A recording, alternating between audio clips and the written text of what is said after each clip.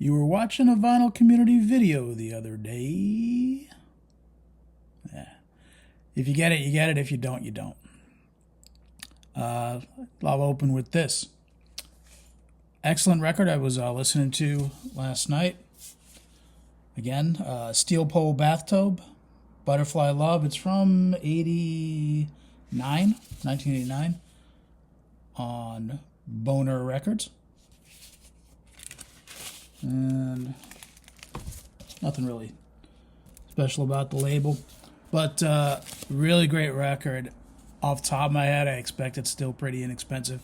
It's like a very hard rock, not quite noise rock, but not far off. Not quite grunge, but really fucking close. It's the kind of like late 80s, early 90s Pacific Northwest music, and they really hit it out of the park at this time in their career. Really good record if you're into it. I don't know. I don't even know if they made this on CD. It might only be on vinyl, maybe cassette. Anyway, hope everybody's doing well. I was watching a vinyl community video yesterday, and it's weird. It's unusual that a video would make my jaw drop, but I had that experience on this one. And I'm going to preface this by saying I'm not going to say who the video maker was. You'll probably be able to figure it out, and it's somebody that I like. I'm not picking on the person, but the action of the person is unusual to me. We've all got different ways we VC'd. We've got different ways we enjoy music. Each way is unique to us, and that's all good. It's just weird to me. Doesn't make it wrong. It's just weird to me. But this person was comparing the brand new extended peaking version of the Doors' L.A. Woman album. Just came out on UHQR, ultra high quality record from Acoustic Sounds. I think it's $125, $125. And credit to this YouTube VC member who, unlike most VC members who do shootouts, comparisons of one version of a record to another, he listed the equipment he uses to do the comparison. Most VC members, YouTube VC members, do not. I think that's an error. But anyway, so he listed his equipment. Now, keeping in mind that this UHQR record goes for $125, his turntable, brand new, goes for about double that. Which stunned me, because in my mind's eye, the people who are buying, brand new records and kind of that rarefied air where it's supposed to be the creme de la creme of sound reproduction, I picture them on extremely high-end, playing on extremely high-end audio equipment. And again, I stress, you do you, how you enjoy your music and how you spend your own money. That's up to you. What I'm saying, and this is probably a me problem, not a that person problem, but it's weird to me. So I would have thought this person would have had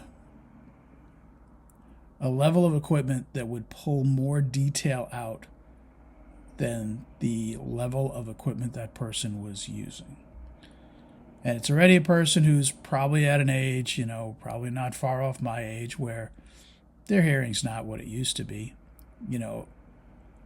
I really do think, if you're doing a sound comparison of one record to another, that's probably better done by somebody who's still in their teen years, when your hearing's at its best.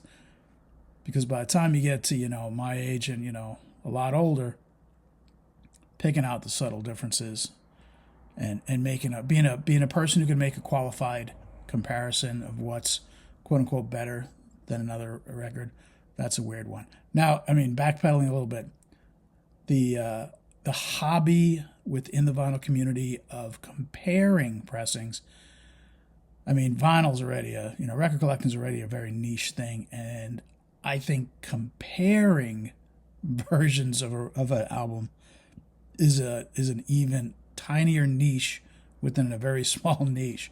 It's it's a weird it's a weird hobby to me. Comparing versions is a weird hobby. I was thinking about earlier in the week. I was thinking about, man, there's like these one steps and UHQRs that are coming out at $100 and more, for the supposedly, ultimate version of a great record, to each their own. But like Linkin Park, there's a new, not a new company, but there's a company that's putting out one steps of 3 Linkin Park albums. And I think about 3,000 of each of them. I don't think any of them have sold out. Linkin Park was never a band that I gravitated towards, so wouldn't interest me. But I kind of thought, man, what if there was like an album I really loved, and it came out as they put out like a creme de la creme $125, $150 version? Would I buy it? And I was like, I was walking the dog at the time. I was like, man, I'm really in the mood to hear Straight to Hell by The Clash. So I pulled out Combat Rock and I was listening to it. And then when Straight to Hell came on, I'm just like grooving to the music. And it's taking me back because it's, music is a time machine, and it transported me back to like college days and a particular fun college memory.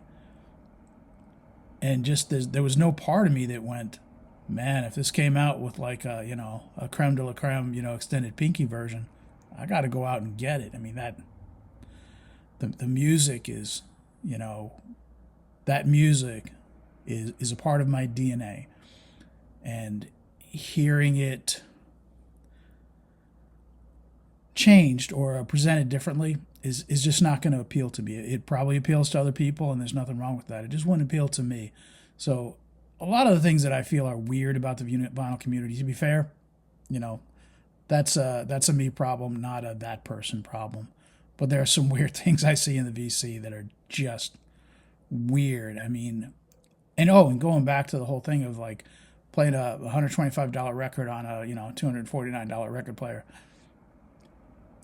If your goal is to really enjoy the sound of something and get all the details out of something, buying just one record and have it be the creme de la creme version is bizarre to me. I would just upgrade my equipment and make all my records or all my music sound better. Like, I would want every record I have to sound better, not just one or two or however many, somebody buys in that, in that stratosphere. It's a weird thing to me. So I don't understand why you don't take, the money you spend on a creme de la creme version. I shouldn't really go in that direction. Because people can spend their money the way they want. It's just, I keep on saying, it's just weird to me. It's like, just upgrade your gear, make everything sound better. Unless your hearing is shot and, just getting an expensive version of a record you enjoy is just fun to you. It's your money. Do what's fun. But that's weird. Because if sound quality is really, really what's really important to you, make everything sound better, not just, a record. And anyway, if you can figure out who I'm talking about for the video I'm talking about, don't pick on him. I think he's a nice guy, and he's clearly having fun with what he's doing. But it's that one was weird to me. It's like, here's this $125 record that's the ultimate listening experience, or thereabouts. And here's what I'm playing on. I was like, oh my goodness. But again, that's probably a reflection on me, not on that person. Who knows? Anyway, thanks for watching, listening to me babble. Catch you later.